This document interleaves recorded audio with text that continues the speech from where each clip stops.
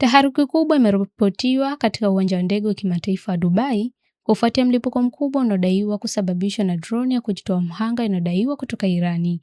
Tukio hilo limetokea leo Jumamosi karibu na maeneo ya vituo vya abiria katika uwanja huo wenye shughuli nyingi zaidi katika jiji la Dubai.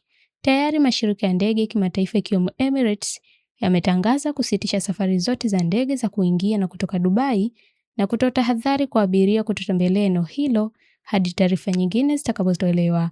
Mamlaka za Dubai zimesema hadi sasa hakuna mtu yeyote aliyeripotiwa kujeruhiwa kutokana na shambulizi la droni ya Irani kwenye uwanja wa ndege wa kimataifa wa Dubai, kwa kuwa kwa asilimia kubwa droni hiyo yenye mlipuko ilipunguzwa makali na mitambo maalumu.